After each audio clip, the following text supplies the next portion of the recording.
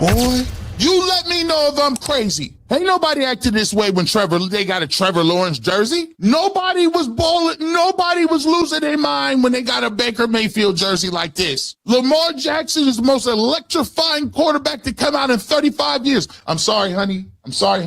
I know Lamar is your favorite player, but nobody was trying to get a Lamar Jackson jersey. Nobody. But y'all might say, oh, that's a CU auntie. Some won, some didn't. I give to them some won, some didn't, but I was like, okay, this is my little appreciation gift to them. Because they don't be having a lot in stock. That was Shedeur Sanders casually flexing that his custom Nike cleats sold out. And it turns out the hype was real. Nike's now eyeing a record-breaking extension that could make him the highest paid rookie endorser ever. But while his jersey sales are exploding, not everyone in the league is happy about it. We've got some breaking news out of the NFL where the Browns have signed Shedeur Sanders to his rookie deal. Our NFL insider Jonathan Jones reporting that it's a 4-year, $4.6 million deal. So Cleveland, if you remember, selected Shedeur in the 5th round of this year's draft with the 144th overall pick. He joins a pretty crowded quarterback room there in Cleveland. Boy, you let me know if I'm crazy. Ain't nobody acted this way when they got a Trevor Lawrence jersey. He joins a pretty crowded quarterback room there in Cleveland. So don't skip a single second of this video. And if this story touches your heart, give it a like, subscribe to the channel, and let us know in the comments. Where are you watching from? Let's begin. Nah, this isn't normal. Not even a little bit. Because I've watched this league my whole life, and I'm telling you right now, the way people are moving over Shedeur Sanders, the way brands are circling, the way fans are reacting like this is some once-in-a-generation moment. That does not happen for a regular rookie. And it definitely does not happen for a dude the league let slide into the later rounds like he was just another name on the board. Think about what you just heard in that hook. People weren't acting like this for Trevor Lawrence jerseys. They weren't crying over Baker Mayfield gear. And Lamar Jackson, one of the most electric quarterbacks we've seen in decades, didn't walk into the league with this kind of retail chaos. That's not even disrespect. That's reality. Because what's happening right now isn't just football excitement. It's not just, oh, the fan base is hopeful. Nah. This feels like a wave, like a cultural moment, like something the league didn't plan for, and now the league has to deal with it. And here's the part that gets me. We've seen rookie hype before. We've seen #1 picks get the shiny rollout. We've seen the future of the franchise marketing packages. We've seen the draft night tears, the jersey photos, the clean interviews, the PR tours. We've seen teams try to manufacture a star. And most of the time, it's loud for a week, then reality hits.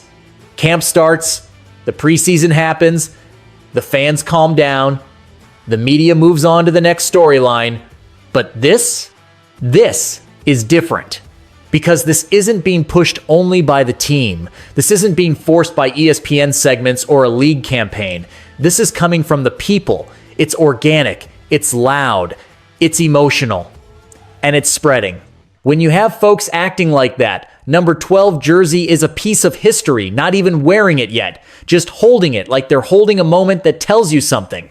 When the product sells out and the conversation instantly turns from rookie deal to record-breaking endorsement extension, you're not in normal territory anymore. That's not a standard rookie storyline. That's a phenomenon forming in real time. And I know some people hate hearing that word. Phenomenon. Movement. They roll their eyes like it's hype talk. But tell me this, when do corporations start panicking over a rookie? When do executives at Nike and Adidas start watching a player like he's a stock that might explode overnight? When do you hear people say, we need to lock this down before it's too late, like they're racing to buy land before the city gets built? That's not football behavior, that's market behavior. That's people recognizing value before the scoreboard forces them to admit it. And that's why I keep coming back to one sentence, because it's the truest thing about this entire situation. This doesn't happen by accident. You don't just accidentally become the guy everybody wants a piece of. You don't accidentally have fans from outside the city tapped in like it's their own team. You don't accidentally shift the energy of an entire franchise just by showing up. Something is happening here, and it's bigger than a box score. Because right now, the league is watching, the media is watching, the business side is watching, and fans are choosing sides already. Some people are excited, some people are furious. Some people are praying he fails just so they can say, "I told you so." And that's how you know this is real. Because if it was just hype, it would be harmless. If it was just jerseys, nobody would care. If it was just a rookie deal, it wouldn't shake anybody. But this story is touching something deeper. And once we start pulling that thread, you're going to see why everybody is reacting like this moment matters. Because it does. And the next question isn't, is he popular? The next question is, why does it feel like the league is already bracing for what he might become? This is where the story gets complicated because now we have to talk about reality, not just energy. Everybody keeps saying the same thing. Well, he walked into a crowded quarterback room. And on the surface, yeah, that sounds like a roadblock. Multiple names, multiple contracts, multiple narratives already in place. But if you've watched this league long enough, you know that phrase crowded room doesn't actually mean what people think it means. Because NFL depth charts aren't built on fairness. They're built on leverage, on money, on timelines, on what an organization needs to justify and what it needs to escape. Look at this situation closely. You've got a franchise that already made massive financial commitments in the past. Commitments they can't just walk away from without consequences. Dead cap hits, PR fallout, ownership optics. That stuff matters. So when people ask, why doesn't the team just clear the room? The answer is simple. Because this league doesn't work like a fan forum. It works like a boardroom. And that's exactly why this situation is dangerous and full of opportunity at the same time. Because when a player comes in without the financial weight attached to him, no top 5 pick expectations, no guaranteed pressure to force him onto the field immediately, he becomes flexible. He becomes optional. And that sounds bad until you realize it's actually freedom. We've seen this before. Think Jalen Hurts. Think Dak Prescott. Think Brock Purdy. None of them were supposed to take over that fast. None of them were drafted to save the plan. They became the plan when performance, timing, and economics collided. That's the part people miss. Draft position stops mattering the moment value shows up early.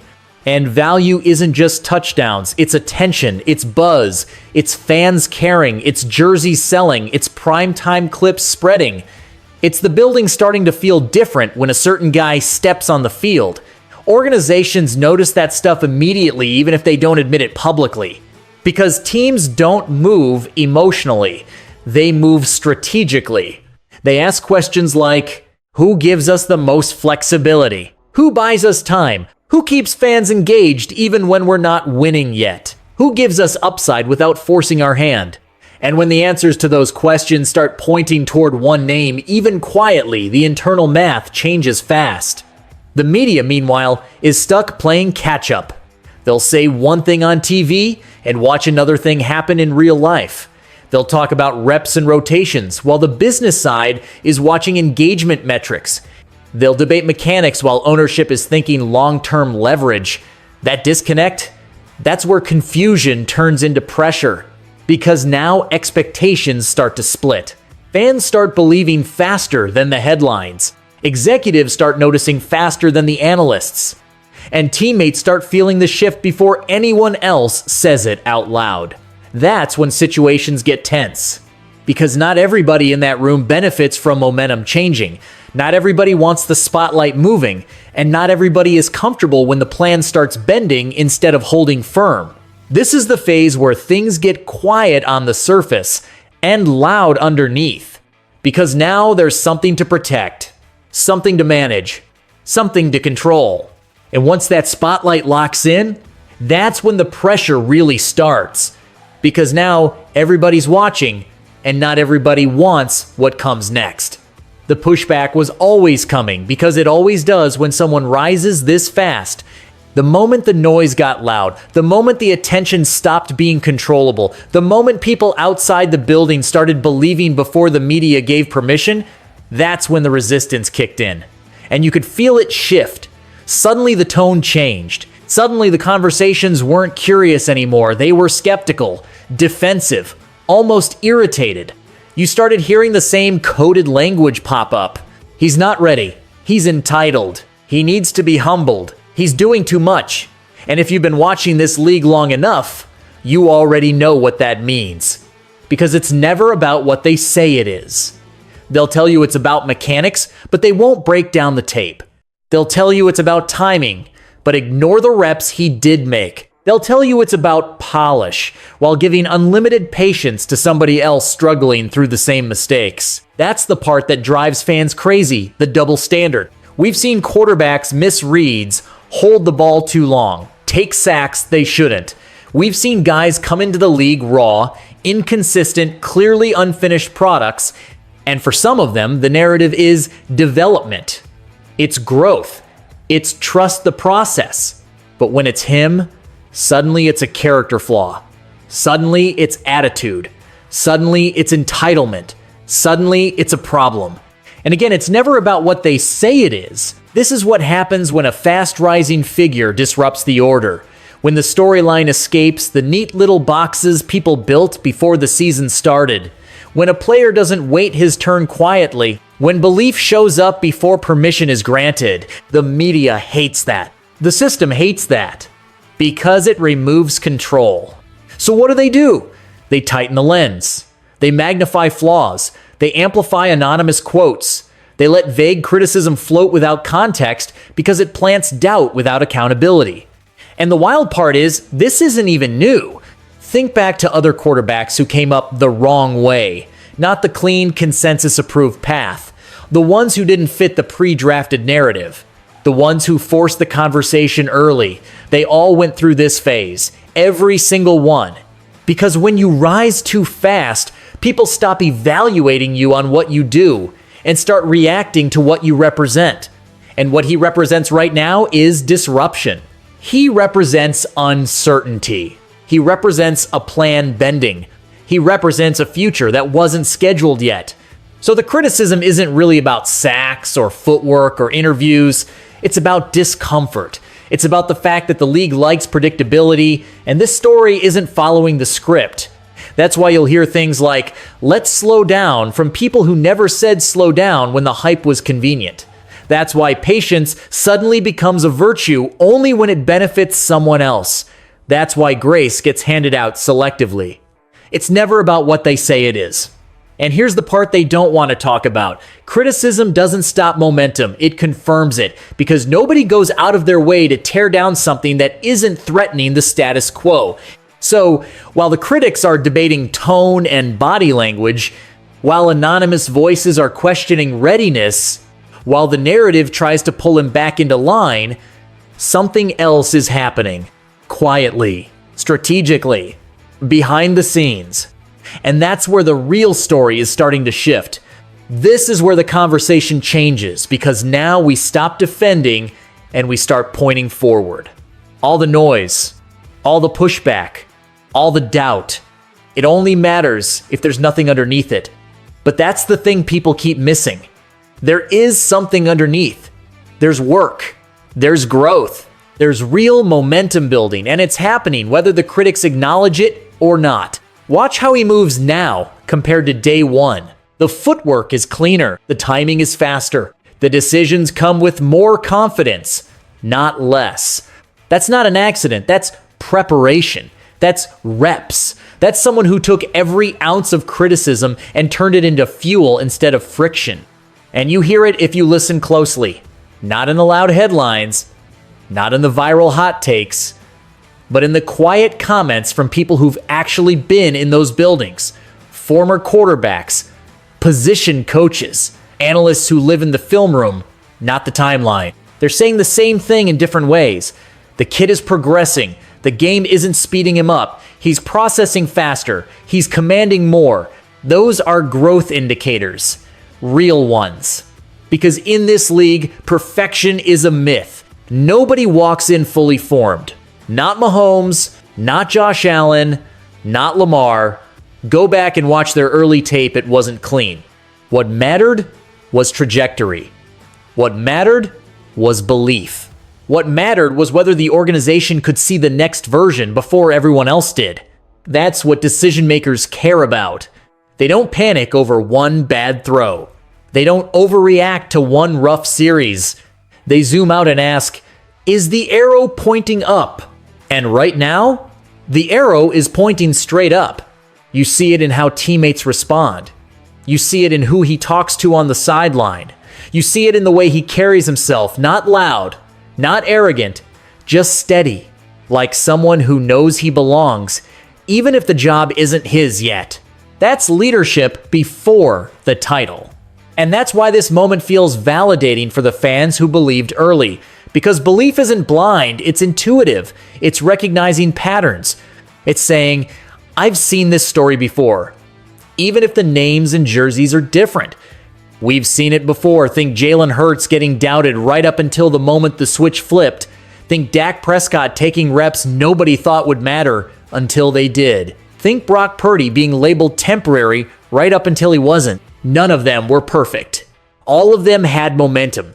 And momentum is dangerous because once it builds, it doesn't need permission anymore. That's what's happening now. The conversation is shifting quietly. The expectations are adjusting. The room is changing. And the people who actually make decisions, they feel it. Even if they don't say it out loud yet. This isn't about one game. It's not about one throw.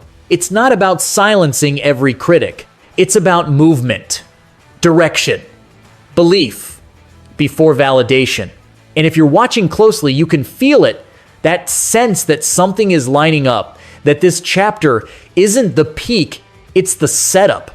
Because momentum doesn't announce itself with fireworks. It shows up as consistency, as confidence, as trust, growing rep by rep. And that brings us to what happens next, because this moment changes everything. This is one of those moments that only makes sense after it happens, the kind you look back on and say, that's when it started. Right now, it might still feel messy, unfinished, uncomfortable. There's noise on both sides, belief fighting doubt, momentum pushing against tradition. But that's exactly how these moments always feel before they turn into history.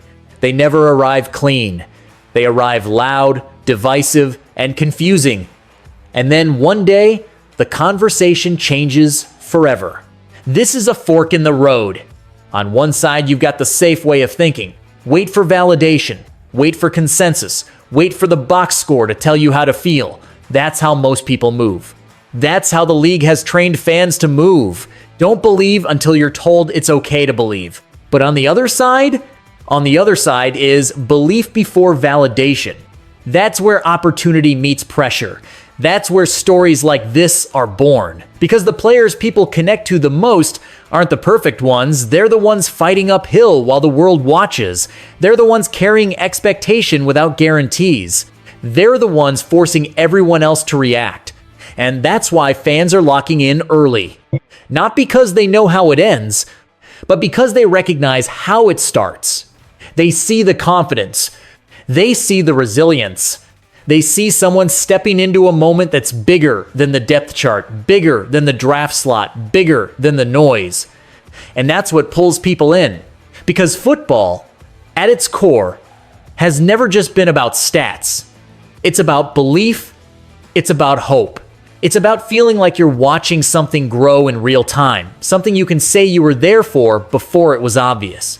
That's why this moment matters. Years from now, nobody's going to remember every take. They're not going to remember who doubted first or who hedged their opinion. What they'll remember is the shift, the energy, the moment when the conversation stopped being if and started being when. They'll remember when the spotlight got heavy and instead of shrinking, he leaned into it. And that's why this is bigger than one season, bigger than one roster, bigger than one decision. Because moments like this shape trajectories not just for players, but for franchises, for fan bases, for narratives that live on way longer than a Sunday afternoon. So I'll ask you directly, no filters, no hot takes. Where do you stand? Do you believe before validation? Do you wait for confirmation? Or do you recognize momentum when it's forming? Because whether you realize it or not, this is the early chapter. This is the part people argue about before the story settles. This is when belief actually costs something, when it's uncomfortable, when it's risky, when it's not popular yet. And those are the moments that matter most. So if you're watching this right now, paying attention, feeling that pull, understand something, you're early. And being early is the whole point. Because moments like this don't come often, and when they do, you either recognize them or you miss them.